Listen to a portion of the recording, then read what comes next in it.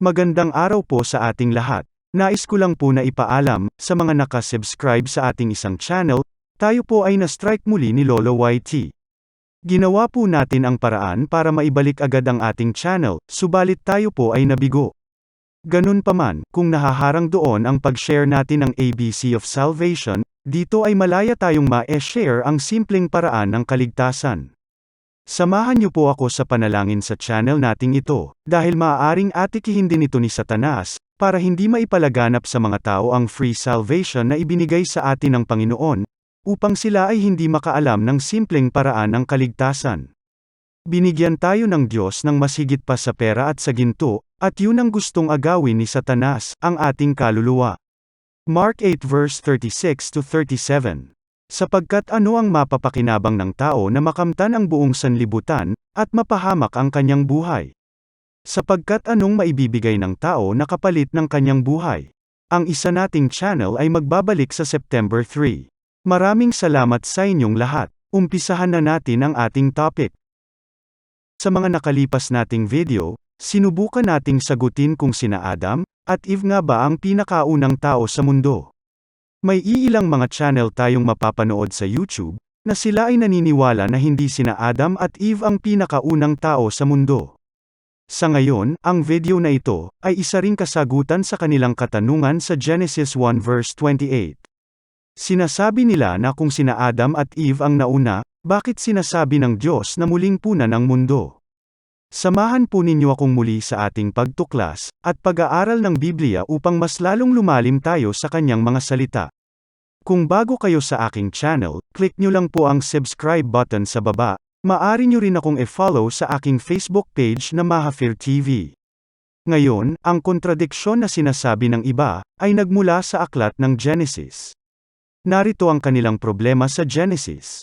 Sa King James 16:11 version, sinabihan ng Diyos sina Adam at Eve na muling punan ang mundo.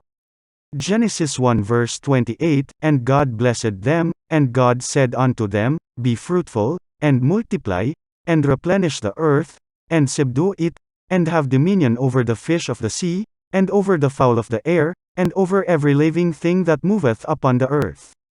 Mag-focus tayo sa salitang, replenish. Kung sina Adam at Eve ang naunang tao sa mundo, bakit iuutos ng Diyos kina Adam at Eve na i-refill, o muling punan ang mundo, kaysa i-fill, o punan lamang nila ang mundo? Maaari nga bang sina Adam at Eve ay party ng sinasabi nilang second creation? Ang mga nag-aaral ng Biblia na mga kritiko nito, ay inaakusahan ang Biblia na naglalaman ng maraming pagkakamali at contradictions. Ito ang isa sa seryosong paratang nila mula noon, na kung totoong mayroong mga kontradiksyon at pagkakamali sa loob ng original text, ay maaari nga nila itong sabihin, na hindi ito ang Word of God, dahil sa ang Diyos, ay hindi maaring magsinungaling. Ngunit, meron talagang mga pagkakamali, at hindi pagkakapare-pareho sa Biblia. Isa sa mga ito ay matatagpuan sa Genesis 1 verse 28.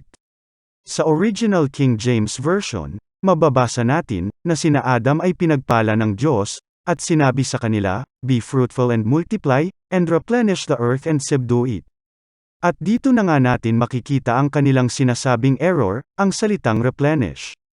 Dito nabuo ang kanilang katanungan, bakit sasabihin ng Diyos kina Adam at Eve na punan, o muling punan ng mundo, kung sila ang pinakaunang tao sa mundo?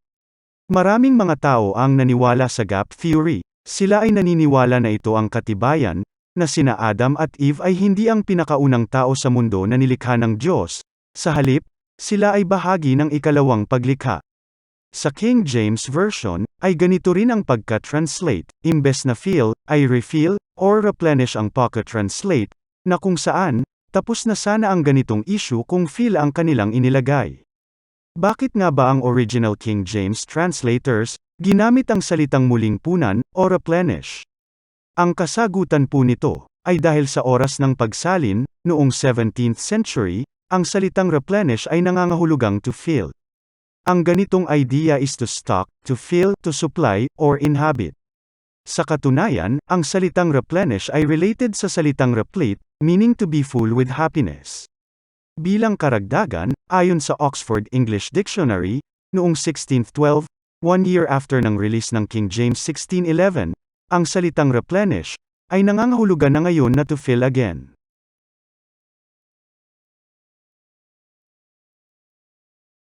Isa pang karagdagan, ang salitang replenish sa Hebrew ay male, na nangangahulugang fill. Kaya, kahit ang Hebrew at ang Old English ay hindi nangangahulugang to fill again.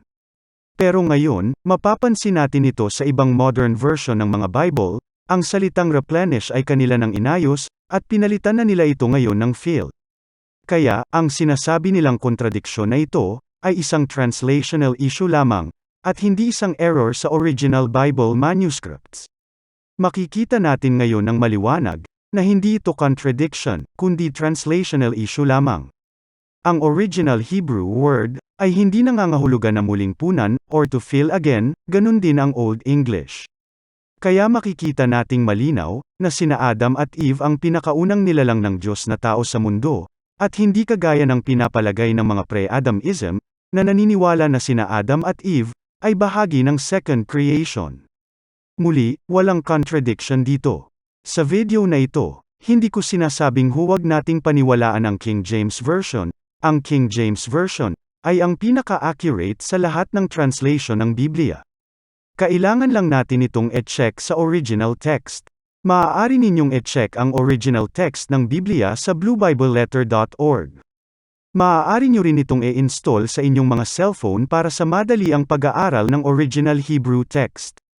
Sa paglipas ng panahon, masasabi kong mas maganda ang panahon natin ngayon pagdating sa pagsasaliksik ng mga impormasyon, kaysa sa 100 years na taon na nakalipas.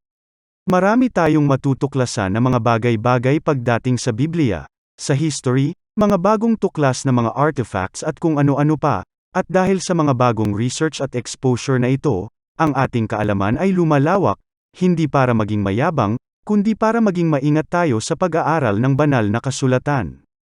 Tandaan natin, ang pag-share ng katotohanan, ay hindi pagyayabang, ito'y pagmamahal. Ang Panginoon ay inilahad ang katotohanan ng Biblia, hindi para magyabang, kundi upang malaman natin ang katotohanan, at ipakita sa atin ang kanyang pagmamahal, upang ang sinuman, ay hindi mapahamak, kundi magkaroon ng buhay na walang hanggan. Ang katotohanan ay sinishare sa atin ng Panginoon, hindi ito pagyayabang, ito'y pagmamahal. Kung nagustuhan niyo po ang topic nating ito, paklik naman po ng like button sa baba, yan po ay malaking tulong para mas umangat ang ating channel, at para mas maraming maabot ang salita ng Diyos. Click nyo na rin po ang share button sa baba, sa simpleng pag-share natin, ay nagiging katuwang tayo na maabot ang maraming tao ng salita ng ating Panginoon, lalo na ang ating mga mahal sa buhay, na hindi pa alam ang simpleng paraan ng kaligtasan. Ang main goal ng channel na ito, ay maipalaganap ang simpleng paraan ng kaligtasan. Sa mga hindi pa alam ang paraan ng kaligtasan, maaari ninyong i-search sa aking channel, ang title, The Only Way to Go to Heaven. Maraming salamat sa aking mga bagong subscribers and viewers, at sa mga patuloy na sumusuporta ng channel na ito. Kita-kita po tayong muli sa ating bagong video. Muli, ito ang Mahafir TV na nagsasabing, tayo ay naligtas sa pamamagitan ng pananampalataya, at hindi sa pamamagitan ng ating mga gawa. Ephesians 2 verse 8-9. For by grace are ye saved, through faith, and that not of yourselves. It is the gift of God, not of works, lest any man should boast.